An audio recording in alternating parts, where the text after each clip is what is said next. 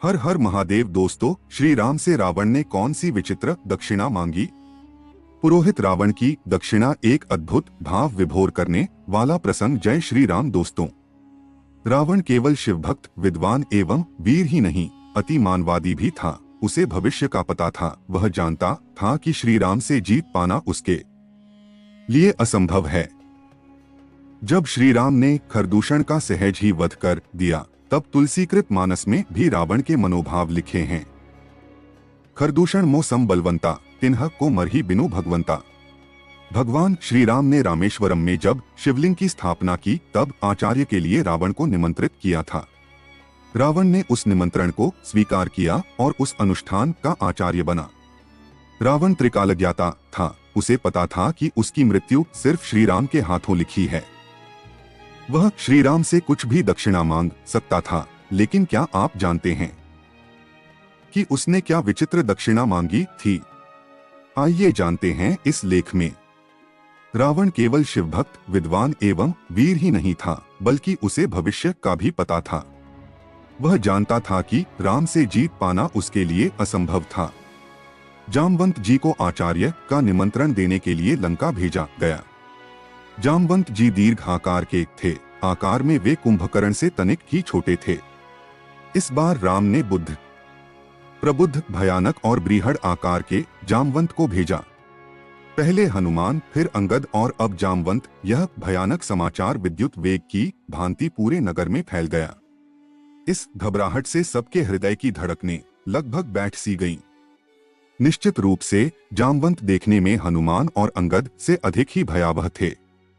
सागर सेतु से लंका का मार्ग प्रायः सुनसान मिला। कहीं कहीं पर कोई मिला भी तो वे मारे डर के बिना पूछे ही राजपथ की ओर संकेत कर देते थे। बोलने का किसी में साहस नहीं था। फेरी वाले भी हाथ जोड़कर मार्ग दिखा रहे थे। इस प्रकार जामवंत को किसी से कुछ पूछना नहीं पड़ा। यह समाचार द्वारपाल ने लगभग दौड़कर रावण तक पहुंचाया। स्वयं रावण उन्हें राजदरबार तक लेने आए। रावण को अभिवादन का उपक्रम करते देख जामवंत ने मुस्कुराते हुए कहा, मैं अभिनंदन का पात्र नहीं हूँ। मैं वनवासी राम का दूत बनकर आया हूँ। उन्होंने आपको सादर प्रणाम कहा है। रावण ने सविनय कहा, आप हमारे पितामह के भाई हैं, इस नाते आप हमारे पूज्य हैं। आप कृपया आसन ग्रहण करें। यदि आप मेरा निवेदन स्वीकार कर लेंगे, तभी संभवतः मैं भी आपका संदेश सावधानी से सुन सकूंगा। मुझे कोई आपत्ति नहीं। उन्होंने आसन ग्रहण किया। रावण ने भी अपना स्थान ग्रहण किया। तत्पश्चात जामवंत ने पुनः सुनाया, वनवासी राम ने आपको प्रणाम कहा है। वे सागर सेतु निर्माण उपरांत अब यथाशीघ्र महेश्वर विग्रह की स्थापना करना चाहते हैं।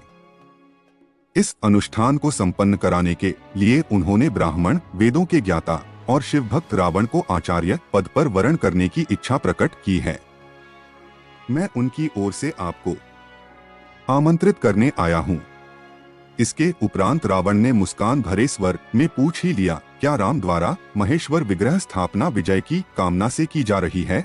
बिल्कुल ठीक। श्री राम की महेश्वर के चरणों में पूर्ण भक्ति है।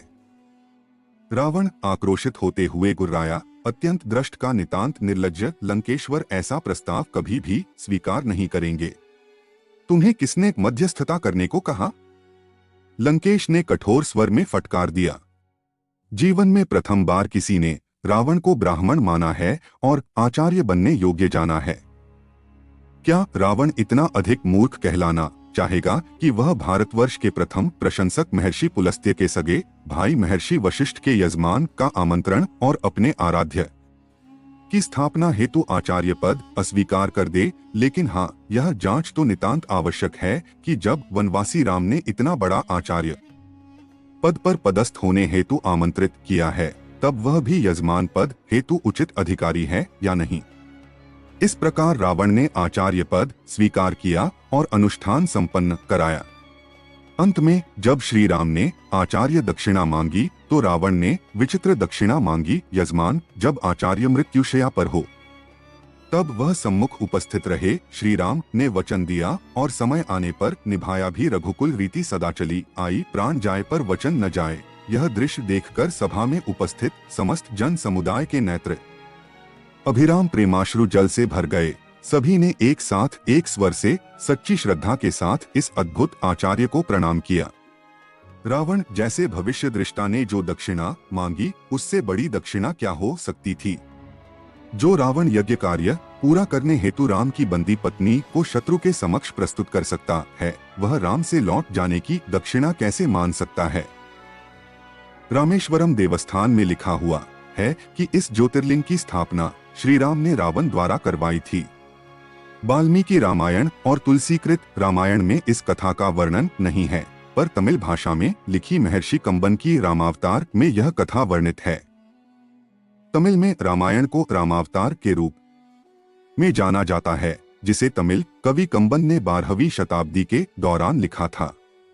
यह कथा हमें बहुत कुछ सिखाती है। तो दोस्तों, प्रेम से बोलिए जय श्री राम।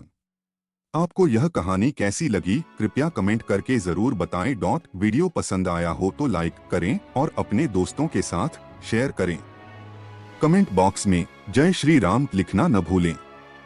ऐसे ही और भी बहुत सारी कहानियां सुनने के लिए चैनल को सब्सक्राइब जरूर करें। धन्यवाद।